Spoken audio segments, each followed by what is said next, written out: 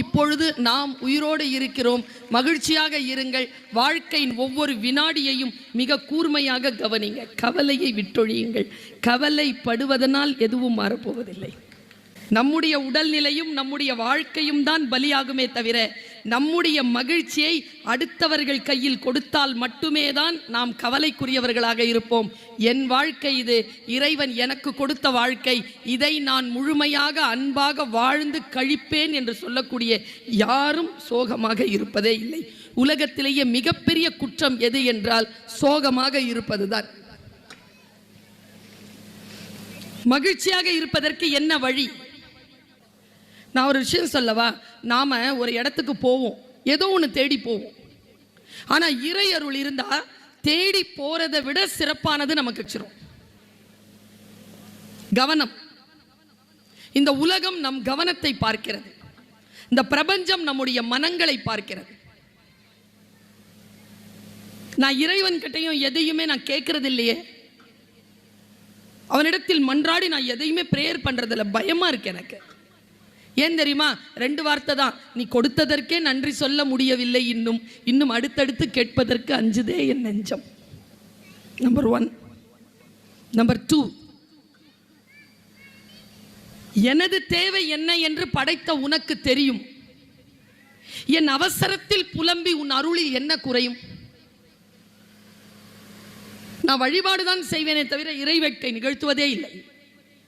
நான் போய் கொஞ்ச நேரம் இறைவனுக்கு முன்னால நிற்கிறேன், அவ்வளவுதான். நன்றி சொல்லுகிறேன். கஷ்டங்கள் இல்லையா? இருக்கு.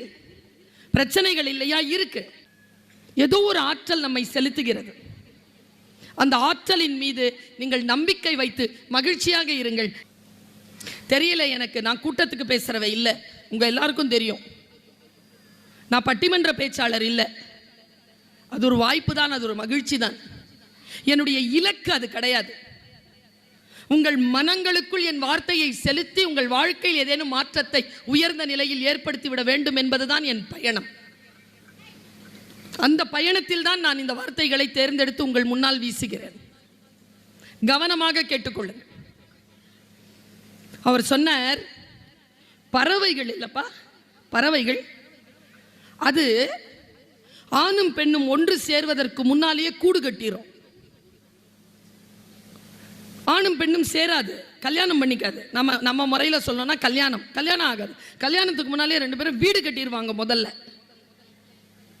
அதற்கு பிறகுதான் ஆணும் பெண்ணும் சேருவார்கள். என்ன காரணம், என்ன சயின்ஸ்னு கேட்டா, முட்டை கட்டும்ல வயிறுல, முட்டை வரும்ல. நீங்க யாராவது முட்டை கோழி சமைச்சிருக்கீங்களா? இங்க சமையல் செய்யும்போது முட்டை கோழி சமைச்சிருக்கீங்களா? ஓடு பார்த்துருக்கீங்களா எப்போவாவது முட்டை கோழியில்? ஓடு இருக்குன்னா அது 1 மணி நேரம் நீங்கள் விட்டுருந்தீங்கன்னா முட்டை வெளியில் வந்திருக்கும். ஓடு எப்போ கட்டோன்னா முட்டை போடுறதுக்கு 1 மணி நேரம் 1.5 மணி நேரத்துக்கு முன்னால் தான் ஓடு கட்டும். ஓடு கட்டிருச்சுன்னா முட்டை அது போட்டுடணும். கோழிக்கு பிரச்சனை இல்லை. ஆனால் மேலே பறக்கின்ற பறவைகளுக்கு பிரச்சனை. கூடு கட்டி இருக்கணும், அது அப்போதான் அது முட்டை போட முடியும். இதுல எந்த பறவைக்கு பெரிய பிரச்சனைன்னா குயிலுக்கு. ப்ரொஃபசர் சொல்றாருங்க என்கிட்ட, குயிலுக்கு பிரச்சனைமா. ஏன்னா குயிலுக்கு கூடு கட்ட தெரியாது. அது என்ன பண்ணுமா? நான் இப்போ சொல்றேன், நிமிர்ந்து உட்காருங்க.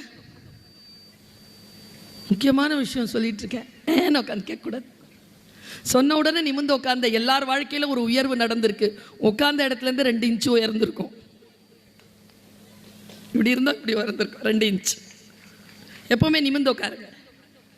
முதுகு தண்டை ஒரு நாளைக்கு 8 முறை நேர் பண்ணிக்கோங்க. கூன் விழவே விழாது. இப்படி இருக்கணும். அவர் சொல்றார், குயிலுக்கு பிரச்சனை. குயில் என்ன பண்ணுமா, வயிற்றுல முட்டை வந்த உடனே இந்த கடைசி 1.5 மணி நேரம் இருக்குல்ல, அந்த நேரம் ஆண் பெண் 2 பேருக்கும் தெரிஞ்சிருமா முட்டை போடணும். உடனே அது என்ன பண்ணுமா, ஆண் குயில் என்ன பண்ணுமா, பெண் குயிலை ஒரு இடத்துல சேஃப்டியாக உட்கார வச்சுட்டு போய் கூடை தேடுமா. என்ன கூடு? காக்கா கூடு. 1 மணி நேரத்தில் தேடி ஆகணும். 1 மணி நேரத்தில் தேடி அதை கண்டுபிடிச்சிருமாங்க. இப்போ உள்ள காக்கா இருக்குது. காக்கா இருக்கும்போது குயில் வந்து போட முடியுமா? என்ன பண்ணுமா பாருங்க, இயற்கை பாருங்க என்ன பண்ணுமா. நேரா பறந்து போய் அந்த பெண் காகம் இருக்குல்ல அதை சீண்டுமா. ஆண் குயில் அது திரும்பி பார்க்கும்ல, சீண்டி சீண்டி கோபப்படுத்தி பறக்க வைக்குமா கூட்டிலிருந்து. அது பறந்து போய் அதை ஒரு சுற்றி கூட்டிகிட்டு வரதுக்குள்ள 45 நிமிஷத்துக்கு மேலே ஆகிடுமா. அதுக்குள்ளே இந்த பெண் குயிலுக்கு இன்ஸ்ட்ரக்ஷன் போயிடும், சைன், போ காலியாக இருக்கு, போய் முட்டை போட்டு வந்துடும். அந்த பெண் குயில் போய் முட்டை போட்டு வந்துடும். இப்போ விஷயம் முடிஞ்சுதுன்னு நாம் நினைக்கிறோம். அம்மா அப்பாவுக்கு விஷயம் முடிஞ்சிருச்சு. இப்போ யாருக்கு பிரச்சனை தொடங்குதுன்னா, காக்கா கூட்டில் முட்டையாக வந்து உட்காந்துருக்கிறாருல ஒருத்தர், அவருக்கு பிரச்சனை தொடங்குது. எப்படி? காகம் அடை காத்து குஞ்சு பொரிக்கும். குஞ்சு பொரித்து அந்த அந்த குஞ்சு வெளியில் வந்த உடனே எல்லாரையும் காப்பாற்றுறது மாதிரியே காக்கா எல்லாரையும் காப்பாற்றுமா. ஒரு கொஞ்சம் ஒரு 1.5 நாள் 2 நாள் ஆன உடனே அது சிறகை விரித்து கீச் கீச்சுன்னு கத்தும்ல, வாய் திறந்த பசிக்கு. அப்படி கத்தும்போது எல்லார் வாயிலையும் சோறு போடுற காக்கா இது வாயை மட்டும் பார்க்குமா. என்ன சவுண்டு சரியில்லை, different sound. Where is our family sound? எங்க நம்ம ஃபேமிலி சவுண்ட் எங்க? அதுக்கு தெரியாது இல்லப்பா. அந்த குஞ்சுக்கு தெரியுமா இது தன் தாய் இல்லைன்னு? தெரியாது. மறுபடியும் வாய் திறந்து அதே மாதிரி கத்தும்போது காக்கா என்ன பண்ணுமா, சாப்பாடை வாயில போடாம அது வாயில கொத்துமாங்க. குஞ்சு வாயில கொத்துமா. நான் பாரதியை யோசிச்சு பார்க்கிறேன். பாரதி சொல்றான் அந்த வார்த்தையை, காணி நிலம் வேண்டும் பராசக்தி காணி நிலம் வேண்டும், அங்கே தூணில் அழகியதாய் நன் மாடங்கள் துய்ய நிறத்தினதாய் அந்த காணி நிலத்திடையே ஒரு மாளிகை கட்டித்தர வேண்டும். அங்கே தூணிய அருகினிலே கேணியும் இளநீரும், கேணி அருகினிலே தென்னை மர கீற்றும் இளநீரும், 10-12 தென்னை மரம் பக்கத்திலே வேண்டும், நல்ல முத்துச்சுடர் போலே நிலா ஒளி முன்பு வர வேண்டும், அங்கே கத்தும் குயிலோசை சற்றே வந்து காதில் பட வேண்டும். நான் கத்தும் குயிலோசையா? அப்படியே மறுபடியும் அங்கே அந்த கூட்டுக்கு போயிடுங்க. வாயில கொத்து வாங்குதல்ல குயில். நீங்க வாழ்க்கையில என் தமிழ் உறவுகளை நீங்க எங்கேயும் குயில் பாடுறத பார்த்துக்கோங்க. அதனுடைய பாட்டில் பர்மனண்டா அந்த வாய்ஸ்ல ஒரு சோகம்தான் இருக்கும். பெற்றோர்களுக்கு ஒன்று சொல்லித் தருகிறேன், கணவன்மார்களுக்கு ஒரு விஷயத்தை சொல்லித்தரேன், மனைவிமார்களுக்கு அத்தைமார்களுக்கு சொல்லித்தரேன், நாத்தனார்களுக்கு சொல்லித்தரேன். உங்களை நம்பி அன்போடு வாய் திறந்து பசிக்காக, அது என்ன பசியோ கேட்கக்கூடியவர்கள் வாயில் மட்டும் கொத்தி விடாது.